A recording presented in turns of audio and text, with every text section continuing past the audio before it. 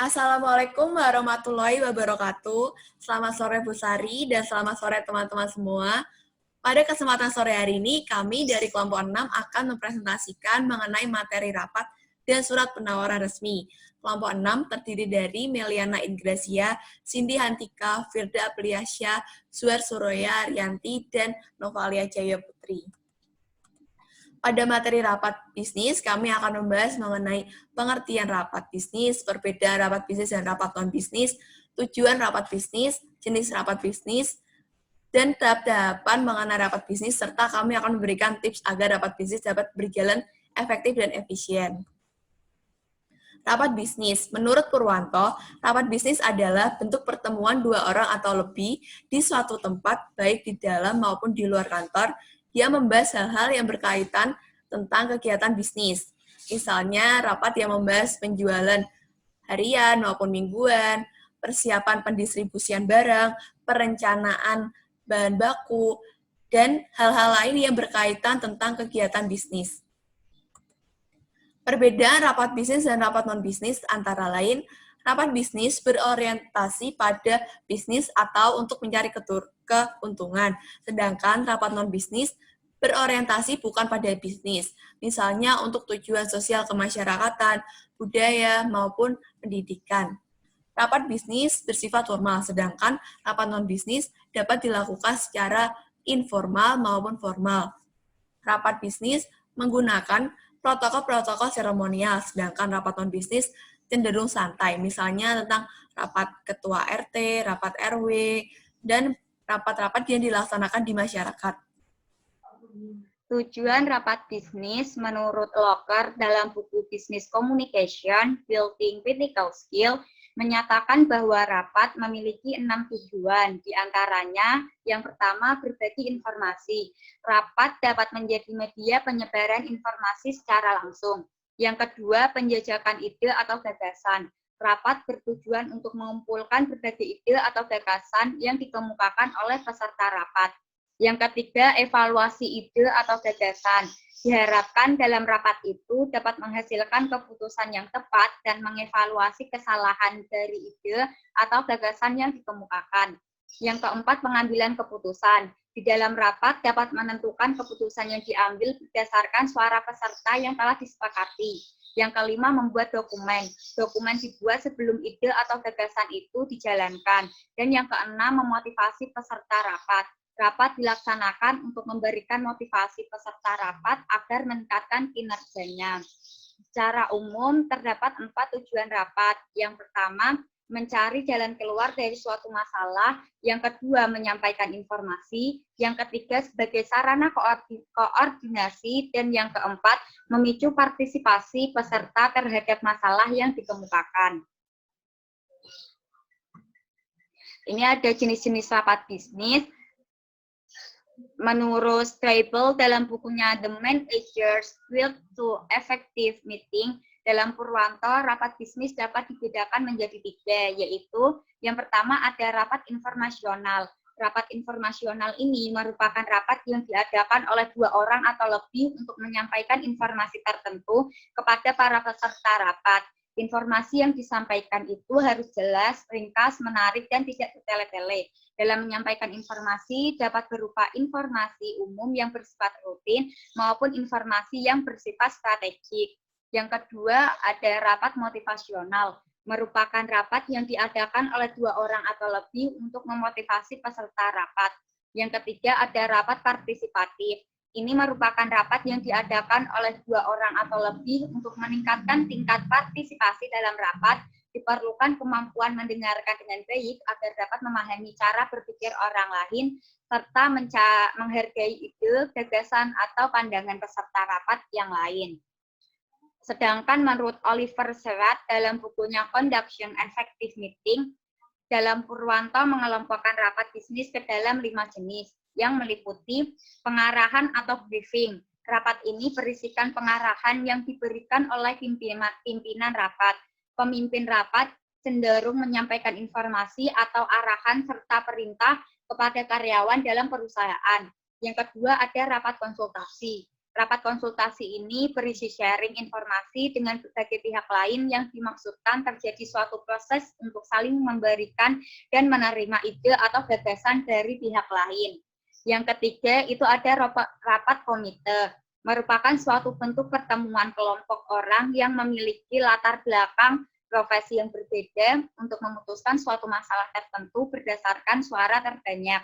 Yang keempat ada rapat dewan. Rapat dewan ini merupakan suatu bentuk pertemuan kelompok orang yang memiliki latar belakang minat yang berbeda untuk memutuskan suatu masalah tertentu berdasarkan suara terbanyak. Kemudian yang kelima ada negosiasi. Negosiasi diselenggarakan dengan harapan dapat diperoleh suatu titik temu atau kesepakatan dengan cara saling menguntungkan semua pihak. Berdasarkan tujuannya, rapat dibagi menjadi 3. Yang pertama ada rapat penjelasan, merupakan rapat yang diselenggarakan untuk tujuan menyampaikan penjelasan kepada para peserta rapat dari pimpinan. Yang kedua ada rapat pemecahan masalah. Rapat ini diselenggarakan untuk menemukan pemecahan tentang suatu masalah yang sedang terjadi atau dihadapi. Yang ketiga, rapat perundingan. Rapat perundingan merupakan rapat yang diselenggarakan dengan tujuan untuk menghindari timbulnya suatu perselisihan, mencari jalan tengah agar tidak merugikan kedua belah pihak. Berdasarkan sifatnya, rapat dibagi menjadi 5. Ada rapat formal. Rapat formal merupakan rapat yang dilaksanakan dengan suatu perencanaan terlebih dahulu sesuai dengan aturan yang berlaku dan semua peserta rapat memperoleh undangan. Yang kedua ada rapat informal, merupakan rapat yang dilaksanakan secara tidak resmi dan tidak berdasarkan suatu rencana yang bersifat resmi.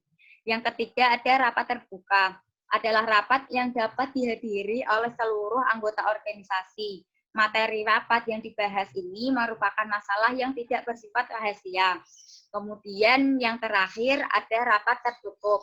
Rapat tertutup ini adalah rapat yang diselenggarakan untuk kalangan tertentu dalam suatu organisasi. Biasanya yang dibahas ini adalah hal-hal yang menyangkut masalah yang sifatnya rahasia atau tidak boleh diketahui oleh umum. Berdasarkan jangka waktunya, rapat terdiri dari yang pertama, rapat mingguan. Rapat mingguan ini adalah rapat yang diselenggarakan secara rutin setiap minggu guna membahas masalah-masalah yang bersifat biasa yang dihadapi oleh setiap seksi atau subseksi. Yang kedua, ada rapat bulanan. Merupakan rapat yang diselenggarakan setiap bulan dengan rutin guna membahas masalah-masalah yang bersifat biasa yang dihadapi oleh setiap seksi atau subseksi. Yang ketiga, ada rapat semester. Rapat semester ini merupakan rapat yang diselenggarakan setiap 6 bulan sekali guna mengadakan evaluasi hasil kerja selama setengah tahun dan mencari serta menentukan rencana-rencana selanjutnya untuk waktu 6 bulan berikutnya. Dan ada rapat tahunan. Rapat tahunan ini adalah rapat yang diadakan sekali setahun yang bertujuan untuk mengevaluasi pelaksanaan dan hasil dari rencana jangka pendek dan jangka panjang. Kemudian ada berdasarkan namanya rapat terbagi menjadi yang pertama ada rapat kerja, merupakan rapat atau pertemuan para karyawan dan pimpinan guna membahas hal-hal yang berhubungan dengan pelaksanaan tugas suatu instansi. Kemudian ada rapat dinas. Rapat dinas adalah rapat yang membicarakan masalah kedinasan atau pekerjaan. Biasanya dilakukan oleh orang-orang yang bertugas di instansi pemerintah. Yang ketiga, musyawarah kerja, yang merupakan kata lain dari rapat kerja. Perencanaan rapat bisnis dalam menjalankan kegiatan bisnis perlu adanya sebuah perencanaan yang matang agar bisnis tersebut dapat maju dan berkembang. Perencanaan bisnis yang baik akan membantu mempermudah pencapaian tujuan yang dihendaki. Terdapat beberapa ciri tentang bagaimana mendesain sebuah agenda rapat yang baik, yaitu sebagai berikut. Yang pertama, mencantumkan tanggal, tempat, waktu dimulai, dan waktu selesai. Lalu yang kedua, mencantumkan rumusan tujuan atau maksud rapat. Yang ketiga, mencantumkan siapa saja yang hadir. Yang keempat, menyusun daftar topik yang akan dibahas. Yang kelima, membuat alokasi waktu untuk setiap topik yang dibahas. Lalu yang terakhir, menyusun bahan yang nantinya akan dibagikan kepada para peserta. Terdapat beberapa hal yang harus dipersiapkan dan diperhatikan dengan baik, khususnya yang bertugas sebagai panitia penyelenggara rapat, yaitu sebagai berikut. Yang pertama, undangan. Diedarkan beberapa hari sebelum rapat berlangsung. Yang kedua, waktu dan tempat. Perlu dipastikan terlebih dahulu sebelum undangan diedarkan. Yang ketiga, narasumber. Penunjukan siapa yang akan diminta menjadi narasumber dalam rapat bisnis sangat tergantung pada keputusan pihak manajemen internal perusahaan. Apakah narasumbernya berasal dari dalam atau luar perusahaan. Yang keempat, alokasi waktu untuk narasumber. Dalam rancangan agenda rapat bisnis, sudah dicantumkan dengan jelas berapa waktu untuk masing-masing narasumber yang akan menyampaikan materinya dalam rapat bisnis tersebut. Yang kelima, pembawa acara. Seringkali MC diperlukan untuk memandu rapat agar rapat tersebut dapat berjalan dengan lancar. Yang keenam, ketua panitia penyelenggara yang bertugas memberikan laporan atas pelaksanaan rapat. Yang ketujuh, jumlah peserta. Perlu dipastikan jumlah peserta yang akan diundang dalam rapat. Peserta berasal dari berbagai divisi, departemen, atau bagian dalam dan luar perusahaan. Dalam hal ini perlu dipastikan nama peserta dan jabatan fungsional dalam perusahaan. Yang ke-8, presentasi peserta rapat.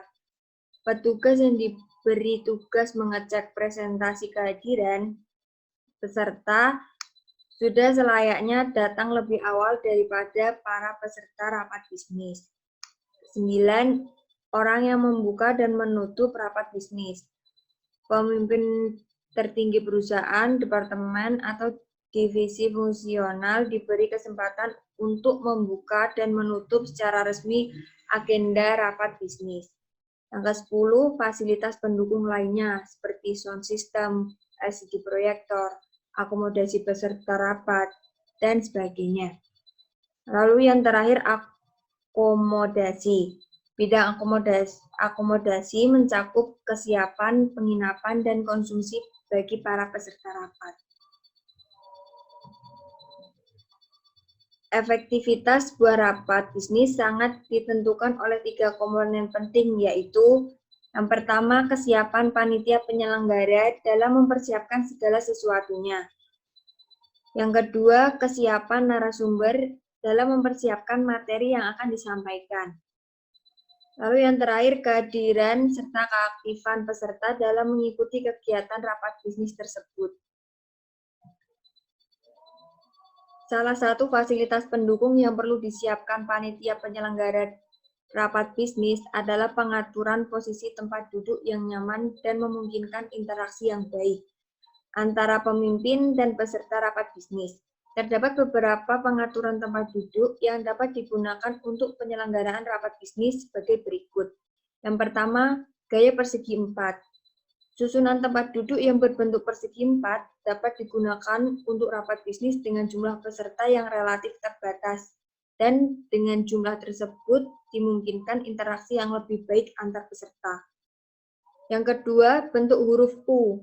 Susunan tempat duduk ini lebih sesuai digunakan untuk peserta yang lebih banyak daripada bentuk persegi 4.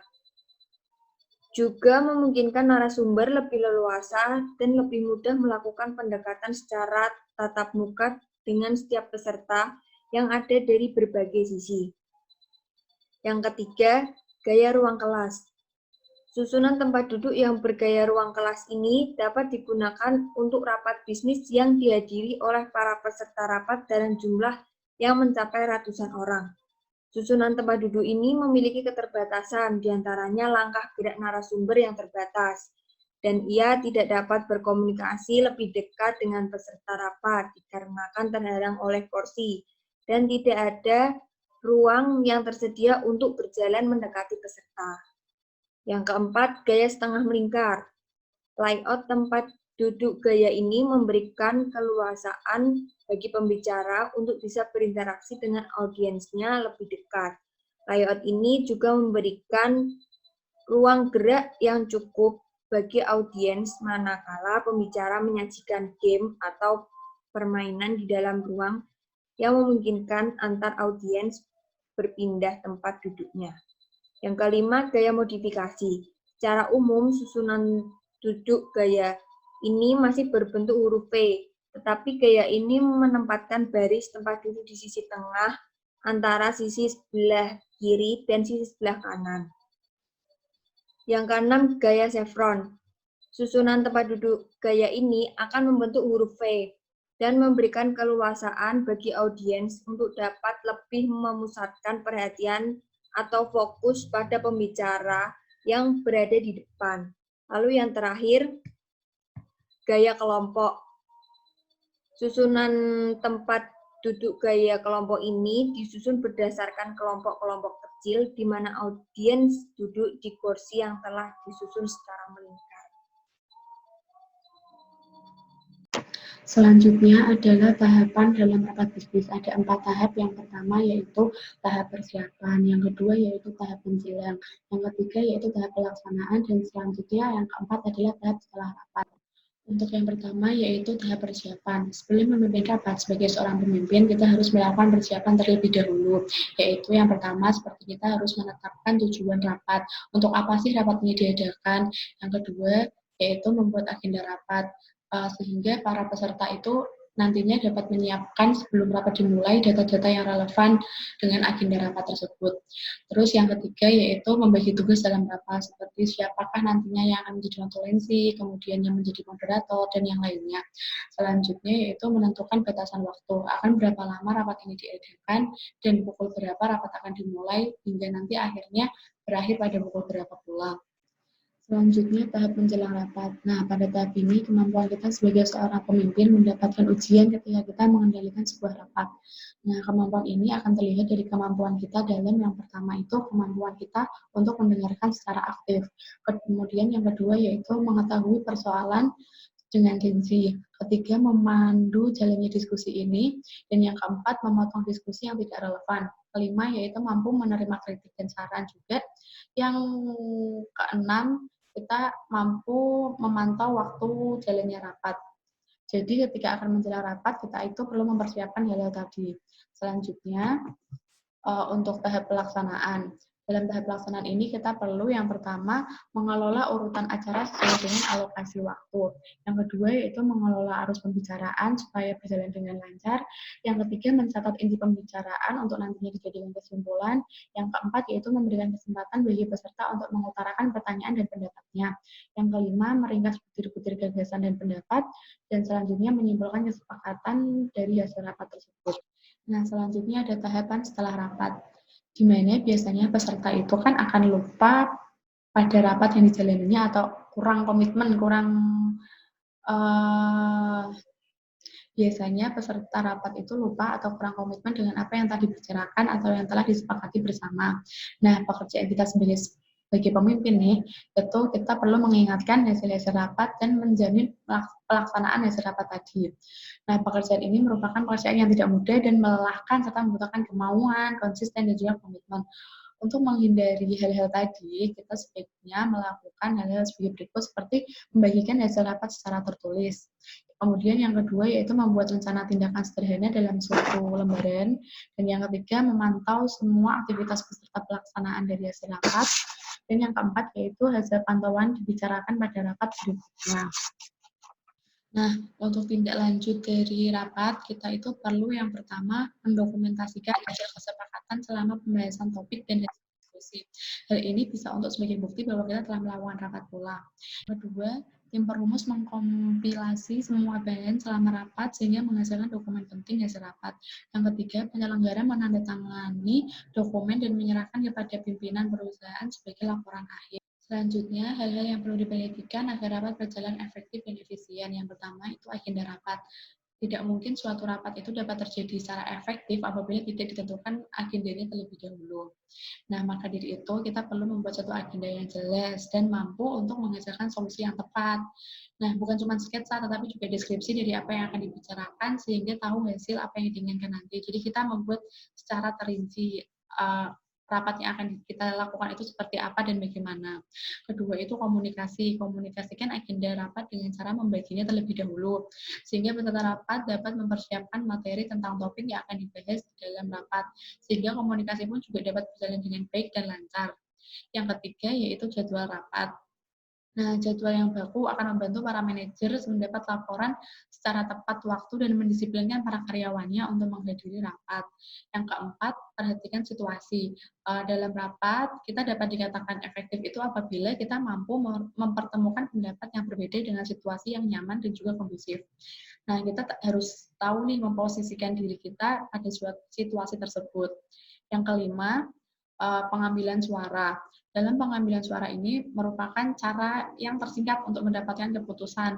Pengambilan suara ini dapat diambil bila diskusi yang terjadi itu tidak memperlihatkan gambaran keputusan yang terang dan tidak ada mayoritas yang mutlak.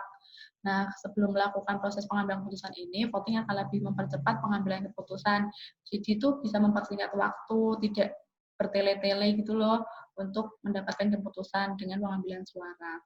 Selanjutnya yang keenam yaitu batasi masalah diskusi. Nah, para pakar menyarankan untuk membahas permasalahan berbeda di rapat yang berbeda pula. Pembatasan ini memberikan anggota untuk lebih siap dan mencari solusi dan menetapkan pilihannya, sehingga hasil yang didapat pun memuaskan dan rapat pun berjalan secara efektif. Nah, materi selanjutnya yaitu surat penawaran. Apa itu surat penawaran? Surat penawaran adalah surat yang ditulis untuk memperlihatkan maksud perusahaan dalam rangka menjalin kerjasama bisnis dengan perusahaan lain, dengan maksud menawarkan barang atau jasa yang mereka miliki. Nah, surat penawaran ini biasanya dikirim oleh perusahaan distributor, grosir, atau toko yang menjual barang atau jasa. Nah, surat penawaran ini biasanya berbentuk formal. Di sana tertera dengan jelas penjelasan tentang produk dan harga yang ditawarkan oleh si pengirim. Nah, selanjutnya yaitu tujuan surat penawaran. Tujuannya itu ada dua. Yang pertama yaitu memberikan penjelasan mengenai suatu produk serta rincian harganya. Karena ini si pengirim menginginkan adanya kerjasama untuk si penerima, jadi menginginkan adanya jual beli yang terjadi antara kedua belah pihak, sehingga dalam surat penawaran berisi penjelasan tentang produk yang ditawarkan dan jumlah harga yang mereka berikan. Gitu. Nah, tujuan yang kedua itu sebagai dasar kesepakatan untuk hal jual beli atau hal yang lainnya yang dilakukan oleh dua pihak. Nah, biasanya ini setelah menerima surat penawaran, tentu pihak penerima akan menimbang keputusan yang akan mereka putuskan, seperti menerima penawaran atau menolaknya. Nah, jika menerima tentunya akan terjadi negosiasi. Nah, dasar dari negosiasi ini adalah surat penawaran.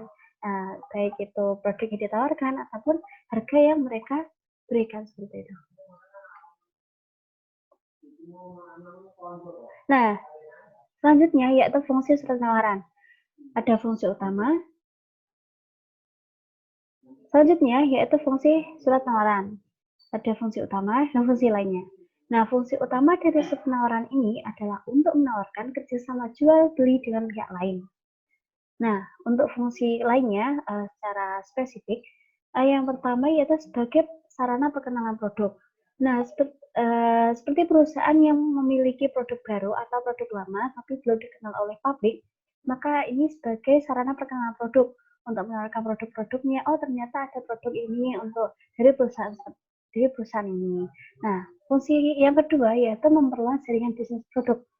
Nah, ini biasanya perusahaan di suatu daerah akan memperkenalkan produknya atau perusahaannya di daerah lain atau tempat lain, sehingga daerah tempat lain akan berpikir, oh ternyata ada perusahaan ini di tempat ini, sehingga lebih dekat daripada perusahaan ini. Nah, jadi untuk pertimbangan bagi si pengirim untuk misalnya untuk efisiensi waktu dan efisiensi harga.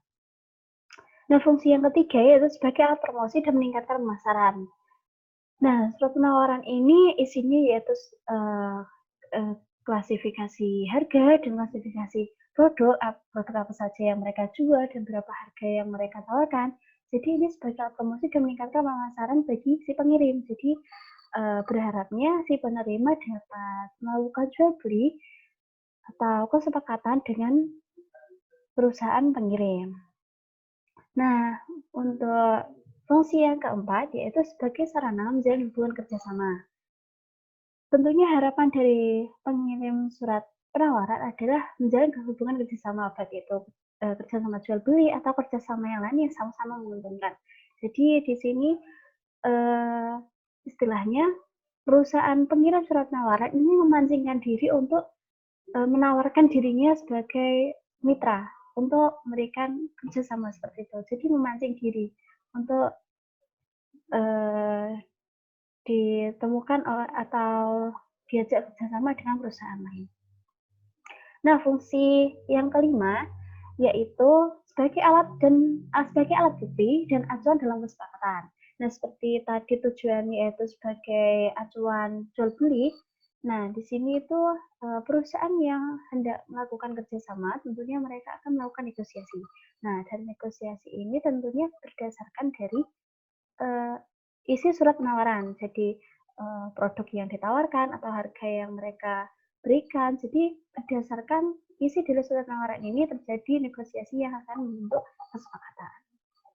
Sifat-sifat dari surat penawaran antara lain yang pertama yaitu bebas, di mana isi informasinya dapat berubah sewaktu-waktu tanpa adanya pemberitahuan. Yang kedua, terikat, di mana penjual perlu memberitahu jika tidak ada perubahan harga. Dan yang terakhir yaitu berjangka, di mana penawaran tersebut bersifat sementara sesuai dengan jangka waktu yang telah ditentukan. Kemudian ada ciri-ciri dari surat penawaran.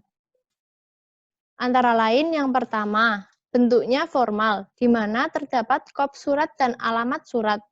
Yang kedua, berisi informasi produk serta rincian harganya. Yang ketiga, dibuat dengan struktur surat yang baik dan rapi agar mudah dimengerti. Berikut bagian-bagian dari surat penawaran. Yang pertama, kop surat yang berasal dari perusahaan atau badan usaha yang memberikan penawaran. Kemudian ada nama, kota, dan tanggal yang berisi nama kota di mana surat diterbitkan dan tanggal dari penerbitan surat tersebut. Kemudian ada nomor surat, yaitu penomoran berurut dari suatu perusahaan.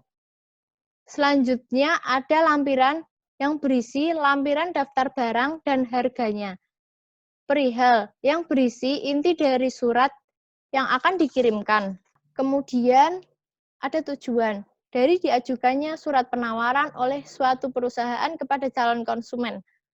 Selanjutnya, salam pembuka merupakan bagian sebelum isi surat. Pada bagian ini biasa diisi menggunakan kalimat dengan hormat. Selanjutnya ada isi surat, yang merupakan bagian terpenting dari sebuah surat.